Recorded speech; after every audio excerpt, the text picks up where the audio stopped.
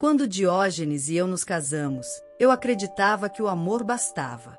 Tínhamos enfrentado obstáculos no início, diferenças de criação, gostos opostos, e ele sempre foi um pouco rude demais com as palavras. Mas, com meu jeito conciliador, fui relevando.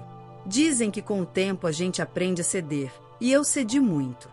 Diógenes, por outro lado, parecia cada vez menos disposto a se envolver emocionalmente. Tudo era minha responsabilidade, as contas da casa, a comida, os cuidados com ele, com tudo. Se algo dava errado, a culpa era minha. Se algo dava certo, era porque ele tinha permitido. No início eu retrucava, perguntava por que ele era assim, buscava compreensão. Depois de algum tempo, comecei a silenciar. O silêncio, aliás, virou meu maior companheiro dentro daquele casamento. Minhas tentativas de manter a harmonia acabavam me esgotando. Eu trabalhava fora e ainda voltava para casa e assumia a segunda jornada. Diógenes nunca perguntava como foi meu dia. E quando eu tentava conversar, ele respondia com o celular na mão ou com aquela indiferença que machuca mais do que um grito. Minha irmã, Ellen, era meu oposto. Forte, direta, não levava desaforo. Vivia me incentivando a falar, a não aceitar tanto. Às vezes dizia: "Parece que você está apagando aos poucos, irmã. Isso não é vida." Mas eu sempre dava um jeito de mudar de assunto. E minha mãe, bem, ela percebia. Apesar do jeito calmo, tinha uma sensibilidade rara. Sabia quando eu fingia sorrisos. Ainda assim, nunca forçou confissões. Me oferecia carinho e apoio nos gestos, no cuidado, nas entrelinhas. Com a chegada do fim do ano, veio também minha esperança. O Natal sempre foi a data mais importante da nossa família.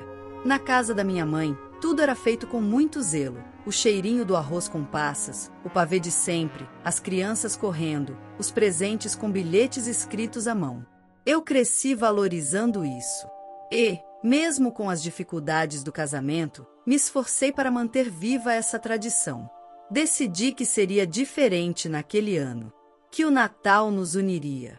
Comecei a planejar tudo com antecedência. Fiz questão de preparar a ceia na nossa casa e convidar meus pais, minha irmã e até meus tios. Queria que Diógenes visse como minha família era acolhedora, amorosa. Queria que ele percebesse que ainda existia afeto ali, que ainda dava tempo de sermos felizes. Mas ele zombava de cada gesto. Quando me viu embrulhando os presentes com cuidado, disse: "Esse povo nem gosta tanto assim de você. Tá perdendo tempo." Quando falei da decoração, ele riu. "Vai se matar pra quê? Só tua mãe e irmã que vão vir. Eles vão comer, te julgar e ir embora." Cada palavra dele doía como uma facada. Mas eu seguia, esperando que o dia da festa mudasse algo. Esperando que a presença da minha família reacendesse nele o que um dia existiu.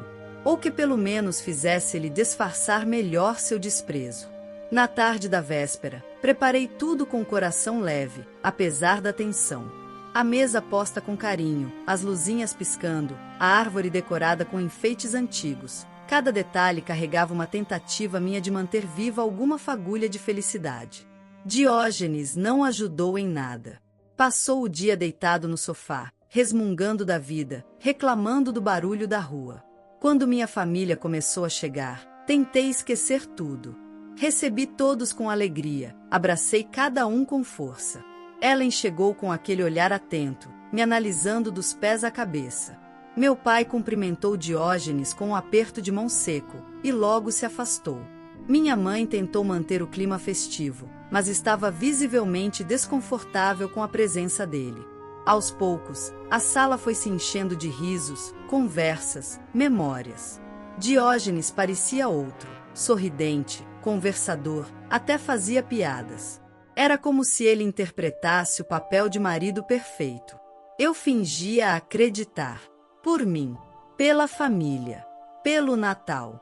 Durante a ceia, Diógenes elogiou a comida, contou histórias do trabalho, riu alto. Mas quem o conhecia de verdade percebia o falso brilho nos olhos. Ele bebia uma taça atrás da outra. e eu já começava a temer o que viria. Foi então que começaram os comentários. Ah, esse prato aqui, bem mais ou menos, disse, colocando arroz no prato. Esse vinho é aquele que custa 15 reais? Debochou depois. Todos fingiam rir, desconversavam, mas o clima começava a pesar.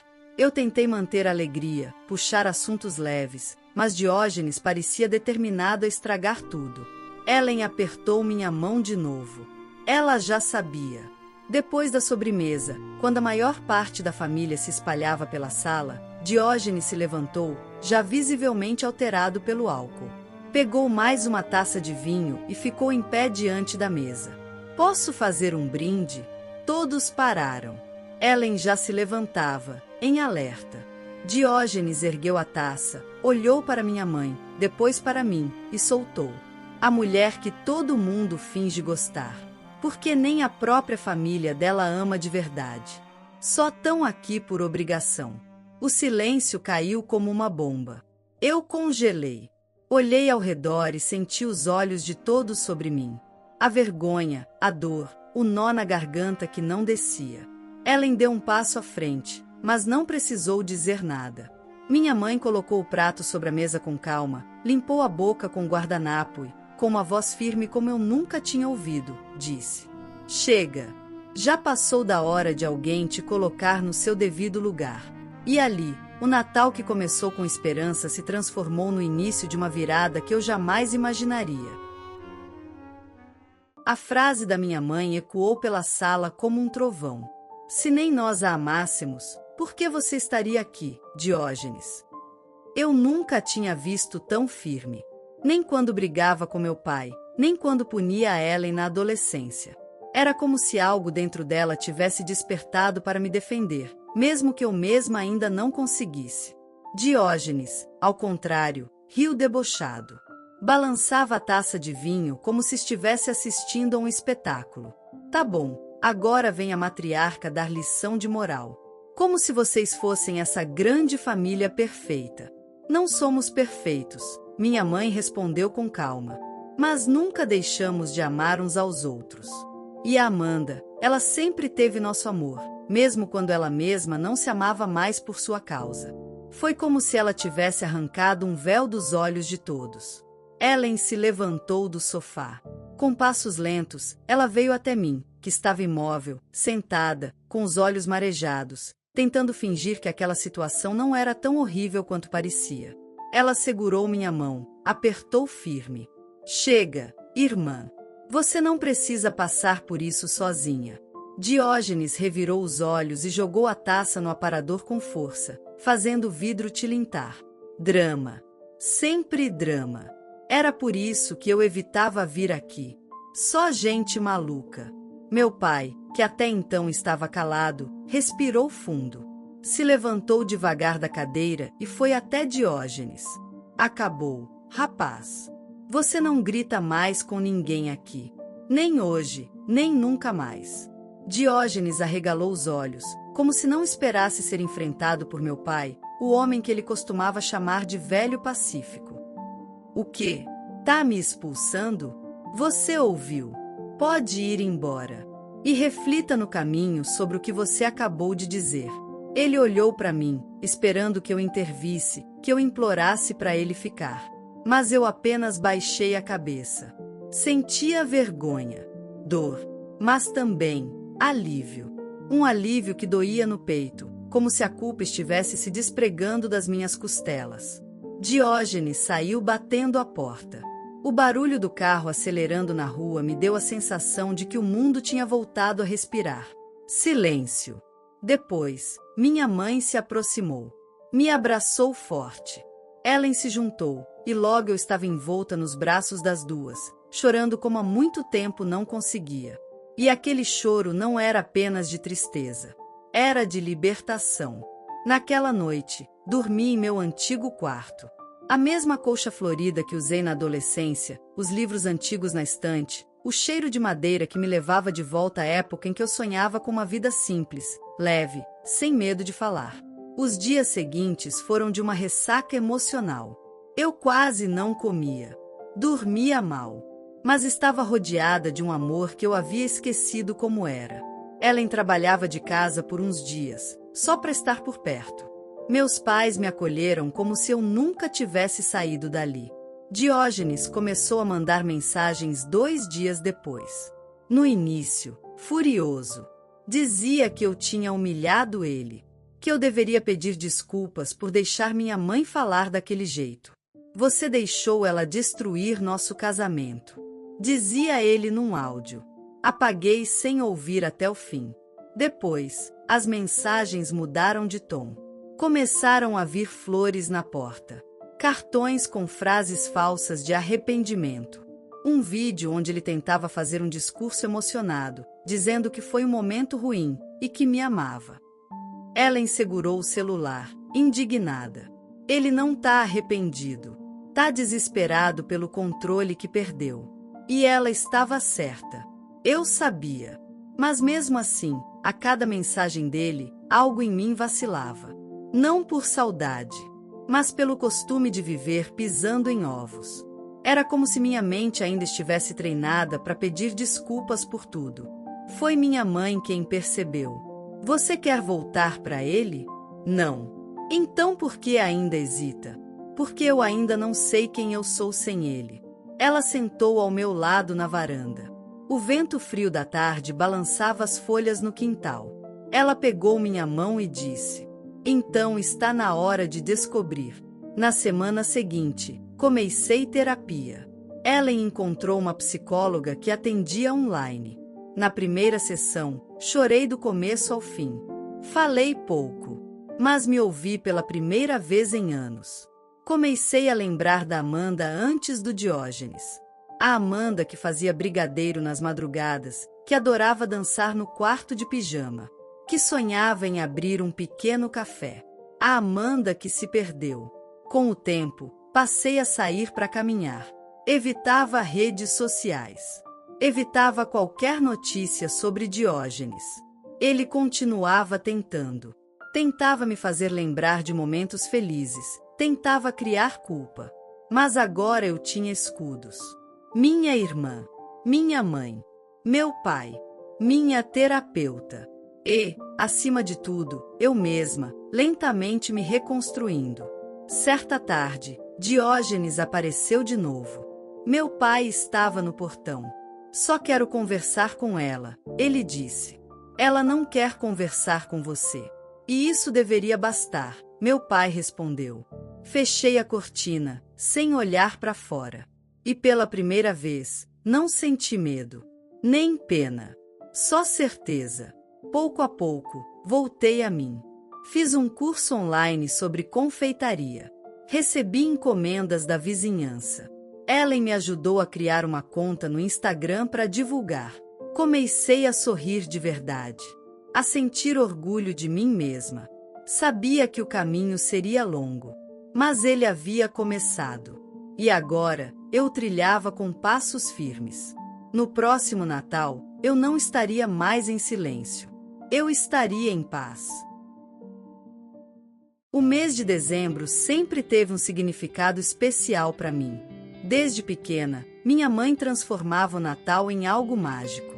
A casa cheirava canela, minha irmã colocava os enfeites com o mesmo cuidado de quando éramos crianças e meu pai, mesmo quieto, sempre deixava uma lembrança no meu travesseiro na manhã do dia 25. Mas naquele ano, com tudo o que havia acontecido, o brilho parecia mais fraco, até que começou a reaparecer. Eu ainda sentia o peso das feridas, mas também já reconhecia a força de quem sobreviveu ao abandono, à humilhação e à frieza. Estar com minha família novamente, depois de tanto tempo me sentindo sozinha ao lado de Diógenes, era como voltar para casa depois de uma longa guerra.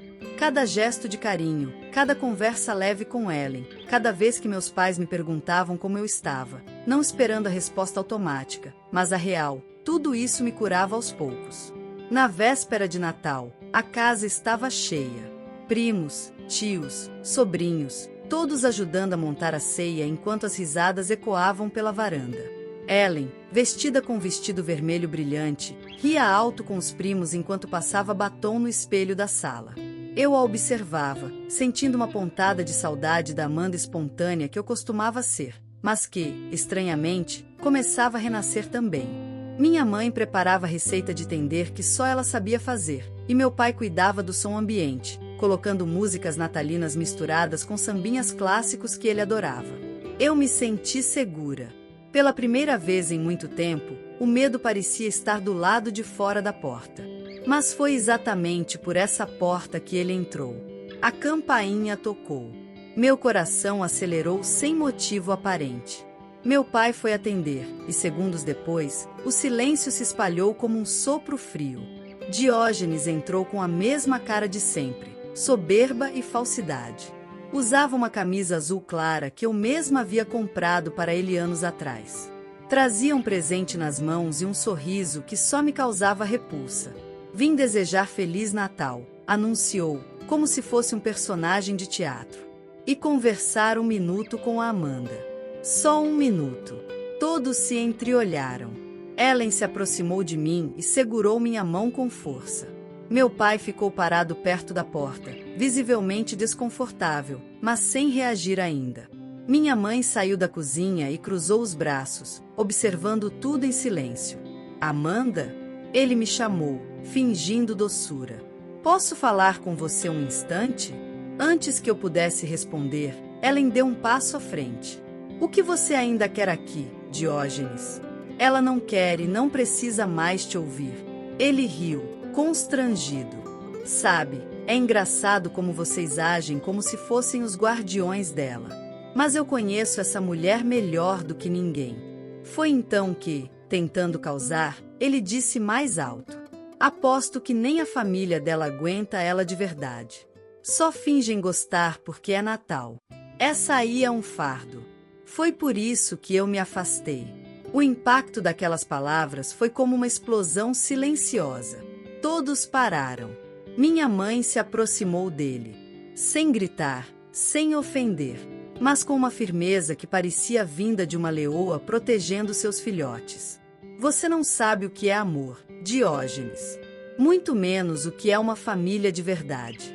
Nós amamos a Amanda por quem ela é. Não porque fingimos. Não por obrigação. Mas porque ela sempre foi luz, mesmo quando você tentou apagá-la. Ele tentou rebater. Dona Teresa, com todo respeito. Não tem mais respeito nenhum, interrompeu minha mãe, firme. Você já o perdeu quando a deixou chorando com uma criança no colo, implorando por migalhas de afeto. E mesmo assim, ela ainda tentou te defender. Você não é bem-vindo aqui. Diógenes se irritou. A máscara caiu por completo. Claro, todos passando a mão na cabeça dela como se fosse perfeita. Sempre foi fraca. Fraca e carente. Nesse momento, meu pai se levantou. Diógenes, pare. Você pode ir embora agora. Ou eu mesmo te coloco para fora. Ele olhou para mim como se esperasse que eu dissesse algo. Mas não disse. Permaneci de pé, olhando nos olhos dele. Sem medo. Sem mágoa. Apenas uma certeza inabalável de que ele não tinha mais lugar na minha vida. Ellen se aproximou, pegou o presente da mão dele e devolveu com firmeza. Leva a tua culpa embrulhada contigo. E nunca mais aparece. Diógenes deu um passo atrás, lançou um último olhar de desprezo e saiu. A porta foi fechada. E por alguns segundos, só se ouvia a música de fundo e a respiração pesada de todos.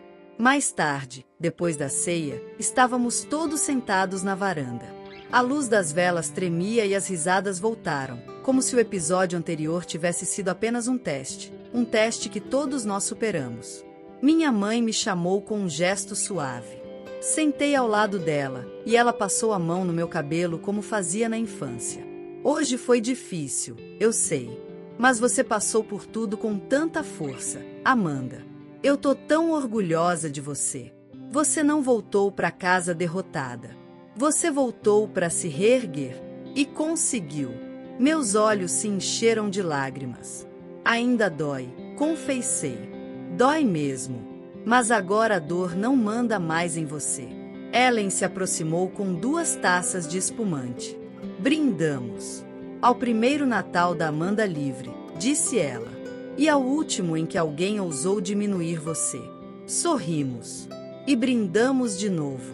Na oração antes da sobremesa, meu pai segurou minha mão com firmeza e disse: "Que Deus continue protegendo nossa família. E obrigado por trazer a Amanda de volta para casa." Naquele momento, eu percebi: o presente que eu mais precisava naquele Natal não era o que estava embaixo da árvore. Era o amor que sempre esteve comigo. Silencioso, mas firme. Ferido, mas inteiro. E acima de tudo, verdadeiro. A história de hoje chegou ao fim. E se você quiser mudar a sua história através de deliciosos brigadeiros gourmets, os tornando sua fonte de renda extra, ou até mesmo principal, adquira agora seu livro digital, que chegará no seu e-mail com mais de 80 receitas de brigadeiros por um preço ridiculamente barato. Você ainda ganha bônus sensacionais como planilha mágica de precificação, receitas bônus de outros doces e muito mais. E se não quiser fazer renda com seus brigadeiros, você pode simplesmente deixar seus amigos e familiares apaixonados por essas gostosuras. Clica no link da descrição ou do primeiro comentário desse vídeo e reserve agora seu livro digital. E não se esqueça de comentar qual lição você tirou dessa história. Também deixe um like no vídeo e se inscreva para não perder os próximos vídeos. Tchauzinho!